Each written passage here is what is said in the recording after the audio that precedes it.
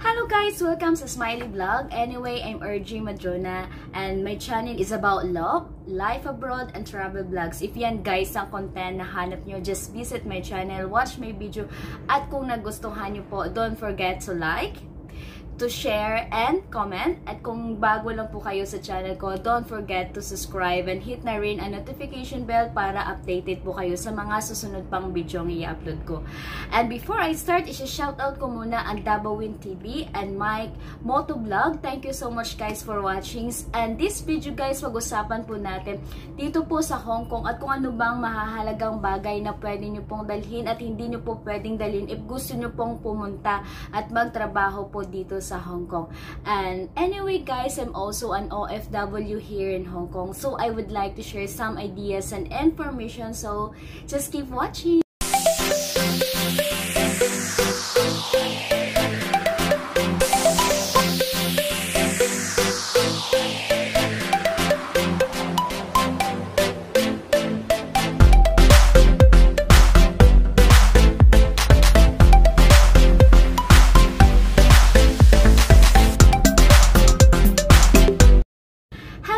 Welcome back again. So let's continue to our topic today. Dito po sa Hong Kong at kung ano ba yung mga mahalagang bagay na pwede nyo pong dalhin at hindi nyo pong pwedeng dalhin.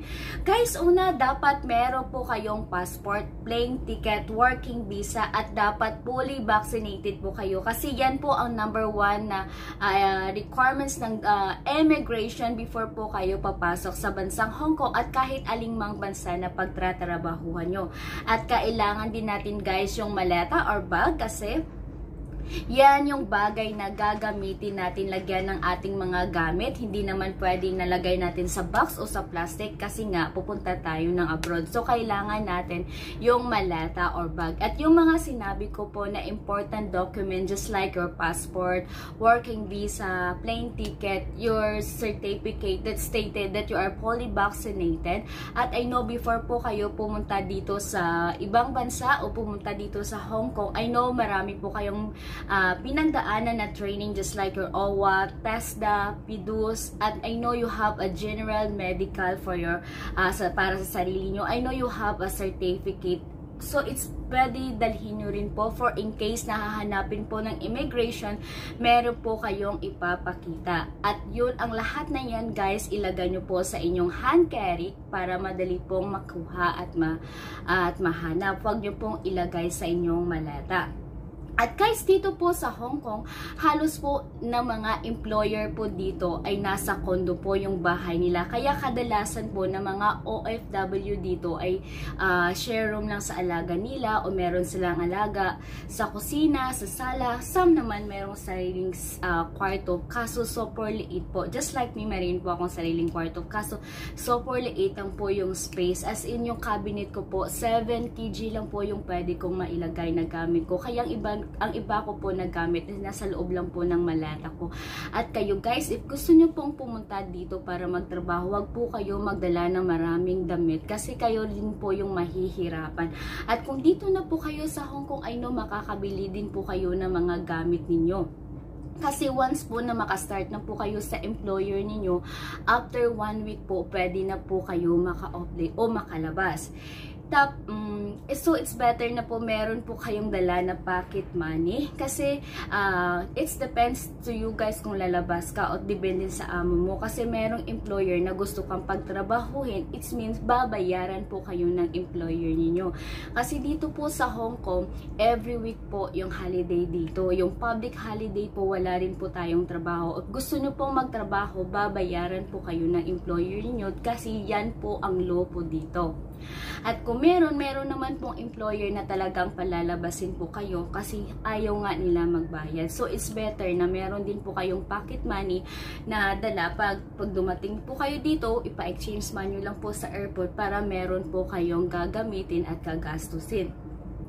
As sinabi naman ko, baka guys sasabihin nyo sa akin na grabe naman, nasa sala, nasa kusina lang natutulog. Guys, in that situation, it depends sa inyo guys. Kasi, before kayo pumunta sa Hong Kong, I know lahat po tayo may agency, di po ba?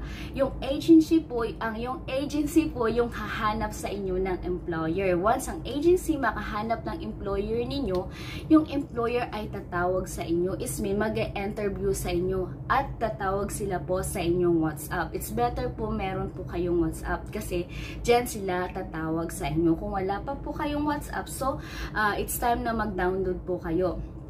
At mag-e-interview sila sa inyo about your personal life, about yung mga experience nyo. Of course, include na yung kung ano ang magiging trabaho nyo sa kanila at kung meron po kayong kwarto o wala. But minsan, hindi po nila nami-mention. So, it's better kusa po nyong itatanong kung meron po kayong kwarto o wala.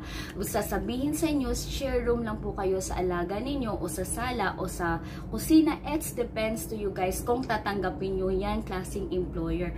Kung ayaw po ninyo, sasabihin nyo sa agency na hindi nyo po tatanggapin ganyang employer kasi if hindi nyo po gusto, hahanapan po kayo ulit ng agency ninyo.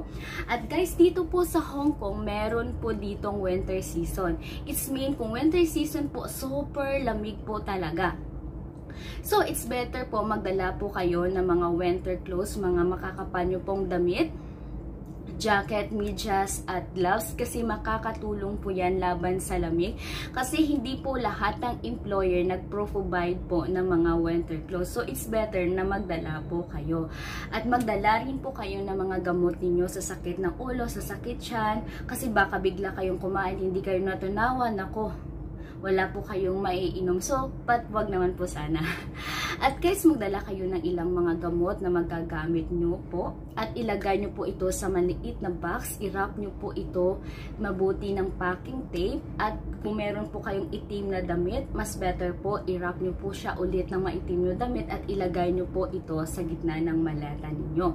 At magdala rin po kayo ng mga shampoo, sabon, Colgate, biscuit, coffee, kasi hindi po lahat ng employer nag-provide po na inyong personal needs. So, it's better po na meron po kayong dala para meron po kayong magagamit. But guys, wag po kayong magdala ng sobrang laki na shampoo, Colgate, kasi madedetect po yan. So, hindi nyo madadala po. Maiiwan yan po sa airport. So, it's better na magdala lang po kayo ng sachet. At same thing po sa ginawa nyo sa medicine po, ilagay rin yun po sa box, i-wrap nyo ng mabuti at ilagay nyo po sa gitna ng inyong maleta. At guys, iwasan nyo po magdala ng mga matutulis na bagay. Huwag po kayong just like your scissor, knife. At bakit naman po tayo magdadala ng knife po ba? Basta iwasan nyo po. I know guys, some na nagdadala sila ng mga nail cutter, panglinis sa paa. But I know, super ingat din po sila. So, but for me po, it's better na wag na po kayo magdala ng mga ganyang bagay. Kasi just like I said po, pwede rin po kayo makabili po dito, makakalabas din po kayo. So, it's better na wag na lang po kayo magdala for your safety. At guys, yan lang po yung video natin ngayon. I hope meron po kayong kunting natutunan at meron po kayong gustong itanong, gusto pong idagdag, just comment down below. Kung gusto niyo rin po magpa-shoutout, just comment down below. At kung nagustuhan nyo po, don't forget to like, to share, and comment. At kung bago lang po kayo sa channel ko, don't forget to subscribe and hit na rin ang notification bell para updated po kayo sa mga susunod pang video i-upload ko. Thank you so much and God bless you.